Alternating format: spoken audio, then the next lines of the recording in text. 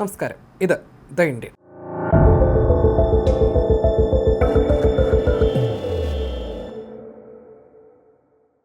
എഥനോളിനെ കുറിച്ച് ഇനി ഒരു വിശദീകരണത്തിൻ്റെ ആവശ്യമില്ല. E20യുമായി ബന്ധപ്പെട്ട് ഇതിനോടകം തന്നെ എഥനോൾ എന്താണെന്ന് നമ്മൾ മനസ്സിലാക്കി കഴിഞ്ഞു. എഥനോൾ ഒരുപക്ഷെ ഇനി വൈകാതെ ഇന്ത്യൻ അടുക്കളയിലേക്കും ഇടം പിടിച്ചേക്കും. LPGക്ക് ബദൽ പാചക ഇന്ധനമായി എഥനോളിനെ പ്രോത്സാഹിപ്പിക്കുന്നതിനുള്ള നയരൂപീകരണത്തിന് കേന്ദ്ര സർക്കാർ ഒരുങ്ങുന്നതായി എക്കണോമിക് ടൈംസ് റിപ്പോർട്ട് ചെയ്യുന്നു. ചർച്ചകളുമായി ബന്ധപ്പെട്ട് വ്യവസായ പ്രമുഖരെ ഉദ്ധരിച്ചാണ് റിപ്പോർട്ട്. എഥനോൾ അടിസ്ഥാനമാക്കിയുള്ള പാചക ഇന്ധനത്തിന് വഴിയൊരുക്കുന്ന നയത്തിന്റെ പണിപ്പുരയിലാണ് പെട്രോളിയം പ്രകൃതിവാതക മന്ത്രാലയം എന്നാണ് റിപ്പോർട്ട്. വീടുകളിൽ എഥനോൾ ഉപയോഗം പ്രോത്സാഹിപ്പിക്കുന്നതിനായി സബ്സിഡി, വിതരണ ശൃംഖലയുടെ വികസനം, വിതരണ അടിസ്ഥാന സൗകര്യങ്ങൾ തുടങ്ങിയവ പുതിയ നയത്തിൽ ഉൾപ്പെടുമെന്നാണ് പ്രതീക്ഷ. സെപ്റ്റംബറോടെ നയം തയ്യാറായേക്കുമെന്നും റിപ്പോർട്ടിൽ പറയുന്നു. എഥനോൾ വിതരണക്കാരെ പ്രതിനിധീകരിക്കുന്ന വ്യാപാരി വ്യവസായി സംഘടനകളും സർക്കാരുമായി ഇത് സംബന്ധിച്ച് സമാന്തര ചർച്ചകൾ നടത്തുന്നുണ്ട്. LPGക്കൊപ്പം എഥനോളും വീടുകളിൽ പാചക ഇന്ധനമായി ഉപയോഗിക്കാൻ സഹായിക്കുന്ന തരത്തിലുള്ള ബദൽ ശുചിത്വ പാചക നയമാണ് രൂപപ്പെടുന്നതെന്നാണ് വ്യവസായ രംഗത്തുള്ളവരുടെ വിലയിരുത്തൽ. എഥനോൾ ഉപയോഗിച്ചുള്ള പാചകത്തിലേക്ക് ഉപയോക്താക്കളെ ആകർഷിക്കുന്നതിനായി സർക്കാർ സാമ്പത്തിക ആനുകൂല്യങ്ങളും പ്രഖ്യാപിച്ചേക്കും. എഥനോൾ അധിഷ്ഠിത പാചക ഉപകരണങ്ങൾ വാങ്ങുന്നതിനുള്ള ഒറ്റത്തവണ സാമ്പത്തിക സഹായമോ തുടർച്ചയായ സാമ്പത്തിക പിന്തുണയായോ സബ്സിഡി നൽകുന്നത് പരിഗണനയിലുണ്ടെന്നാണ് റിപ്പോർട്ടുകൾ.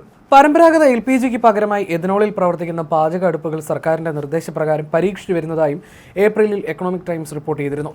പഞ്ചസാര അടങ്ങിയ വിളകളും ധാന്യങ്ങളും പുളിപ്പിച്ചാണ് ഇന്ധനമായ എഥനോൾ ഉൽപ്പാദിപ്പിക്കുന്നത്. പെട്രോളിൽ എഥനോൾ കലർത്തുന്ന പദ്ധതിയുടെ ഭാഗമായി കഴിഞ്ഞ ഏതാനും വർഷങ്ങളായി ഇന്ത്യ ഉൽപ്പാദനശേഷി വലിയ തോതിൽ വർദ്ധിപ്പിച്ചിട്ടുണ്ട്. കേരേജ് റേറ്റിംഗ്സ് മെയിൽ പുറത്തുവിട്ട റിപ്പോർട്ട് പ്രകാരം ഇന്ത്യയുടെ എഥനോൾ ഉൽപ്പാദനശേഷി പ്രതിവർഷം 2000 കോടി ലിറ്റർ പിന്നിട്ടു. നടപ്പ് സാമ്പത്തിക വർഷം 400 കോടി ലിറ്റർ ശേഷി കൂടി വർദ്ധിക്കുമെന്നാണ് പ്രതീക്ഷ. ഇതിൽ ഏകദേശം 1100 കോടി ലിറ്റർ എഥനോൾ സർക്കാരിന്റെ E20 പെട്രോൾ ബ്ലെൻഡിംഗ് പദ്ധതിക്കായി ഉപയോഗിക്കുന്നു.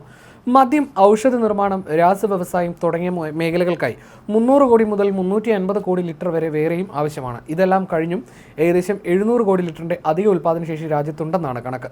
ഈ അധിക ശേഷി കണക്കിലെടുത്താണ് എഥനോൾ ഉപയോഗത്തിനായി പുതിയ മേഖലകൾ തേടുന്നത്.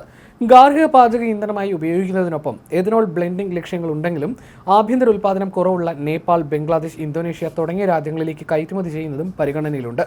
പശ്ചിമേഷ്യയിലെ സംഘർഷങ്ങൾ ഇന്ധന വിതരണത്തെ ബാധിച്ചതോടെ ഇന്ത്യയുടെ ഊർജ്ജ സുരക്ഷയ്ക്ക് വീണ്ടും പ്രാധാന്യം നൽകേണ്ടതിന്റെ ചർച്ചകൾ ഉയർന്ന ഘട്ടത്തിലാണ് എഥനോൾ പാചക ഇന്ധനമാക്കാനുള്ള നീക്കം.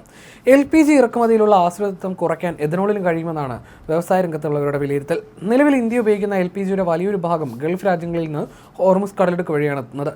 പശ്ചിമേഷ്യൻ സംഘർഷം LPG വിതരണത്തെ എങ്ങനെ ബാധിക്കാമെന്ന് നേരിട്ട് കണ്ട സാഹചര്യത്തിൽ അധികമുള്ള എഥനോൾ ഉൽപ്പാദനശേഷി LPGക്ക് ബദലായി ഉപയോഗിക്കുന്നത് ഇറക്കുമതി കുറയ്ക്കുന്നതിനുള്ള ഒരു നല്ല മാർഗ്ഗമാണെന്നും വിലയിരുത്തപ്പെടുന്നു. സംഘർഷം ആരംഭിച്ചതിന് പിന്നാലെ LPG ഇറക്കുമതിക്കായി ഇന്ത്യ മറ്റു രാജ്യങ്ങളെയും ആശ്രയിക്കാൻ തുടങ്ങിയെങ്കിലും ഗൾഫ് രാജ്യങ്ങൾ തന്നെയാണ് ഇപ്പോഴും പ്രധാന വിതരണക്കാർ. ഊർജ്ജ സുരക്ഷ ശക്തമാക്കുന്നതിന്റെ ഭാഗമായി ഏകദേശം 30 ദിവസത്തേക്കുള്ള LPG ശേഖരിച്ച് സൂക്ഷിക്കുന്ന തന്ത്രപ്രധാന സംഭരണ സംവിധാനം ഒരുക്കുന്നതിനുള്ള പ്രവർത്തനങ്ങളും പൊതുമേഖലാ എണ്ണ കമ്പനികളും നടത്തിവരികയാണ്. അതേസമയം വീടുകളിൽ വൈദ്യുത പാചക രീതിയും ബയോഗ്യാസും വ്യാപകമാക്കുന്നതിലൂടെ 2050ഓടെ LPG സബ്സിഡി ഇനത്തിൽ ഇന്ത്യക്ക് 2 ലക്ഷം കോടി രൂപയിലധികം ലാഭിക്കാനാകുമെന്ന് international institute for sustainable development ഈ വർഷം ആദ്യം പുറത്തുവിട്ട റിപ്പോർട്ടിൽ വ്യക്തമാക്കിയിരുന്നു. നിർദ്ദിഷ്ട എഥനോൾ പാചക നയം അംഗീകരിക്കുകയാണെങ്കിൽ രാജ്യത്തിന്റെ സമഗ്ര ശുചിത്വ പാചക തന്ത്രത്തിലെ മറ്റൊരു പ്രധാന ഘടകമായും ഇത് മാറിയേക്കും.